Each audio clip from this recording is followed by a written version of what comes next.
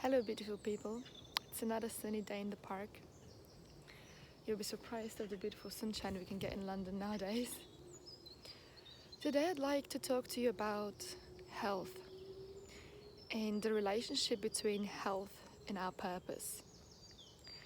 It astonishes me how many people on the planet are so focused on having a healthy diet, being vegans, vegetarians, or exercising a lot and doing all sorts of different exercises, including yoga or whatever their version of exercise is.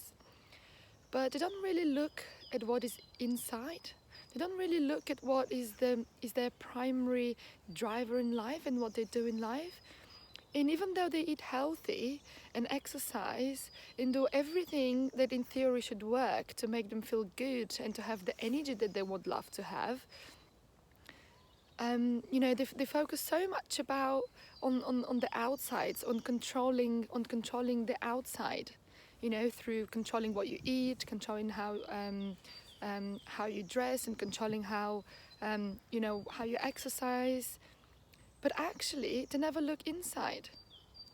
Because you see, food and exercise are incredible tools that can support us in our health. But they're not the primary driver of our health. Our health is highly dependent, and our energy levels are 100% dependent on our purpose and whether we're in alignment with who we really are.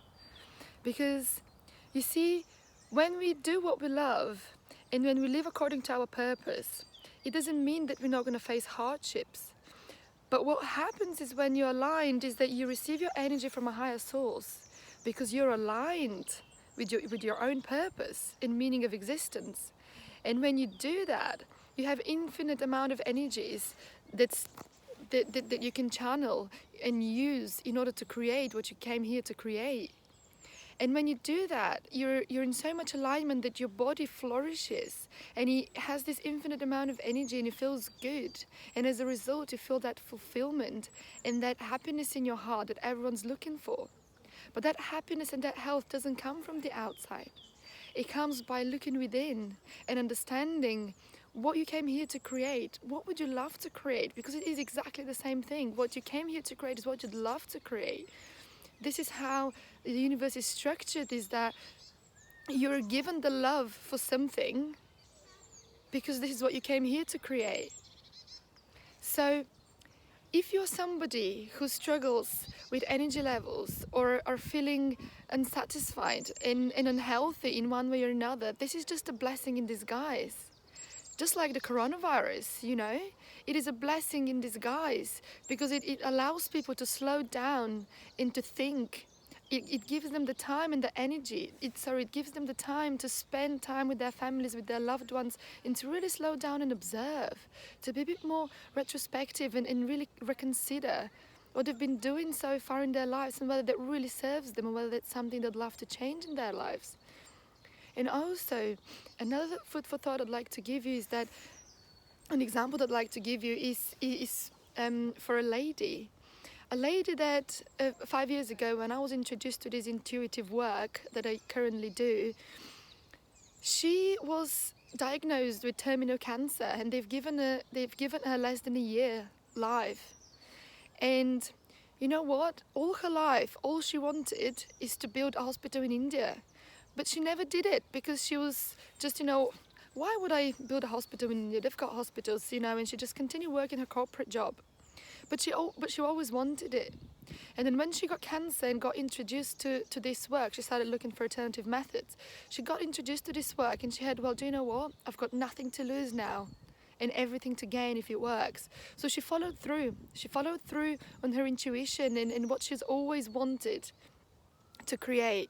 So she started building that hospital. She put that intention and she started organizing everything, etc., etc. And guess what? A few months down the line, the cancer started diminishing. The doctors were absolutely fascinated by the story because it doesn't make any sense. And it doesn't to the rational mind. It doesn't to the rational mind.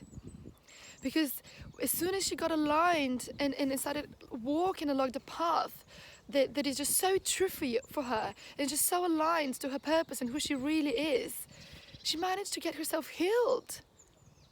Because your health is not dependent on the chemicals that you intake and the supplements and and only on the foods. Yeah, all these things are great and they support us in our health. But it's the way you feel and the way you experience life is what determines your health. Because if you're in love with life and if you're in love with what you do and you do it, you have that infinite amount of energy that heals you and heals the others around you.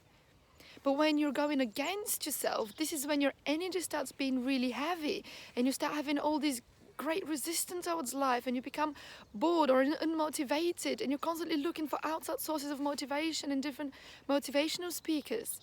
But guess what? That's not going to help. It's going to only boost your energy for a little bit and then you're going to go down back again. And a lot of people go into different techniques to, to diminish the pain and the resistance that they feel by going through overeating or indulging in different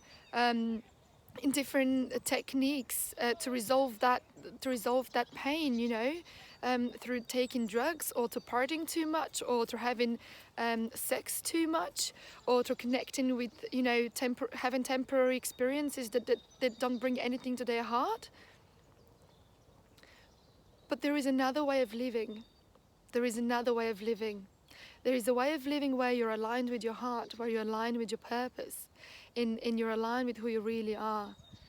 And that orientation in life is so much more fulfilling, is so much more deep, and it brings so much joy that it's absolutely unexplainable.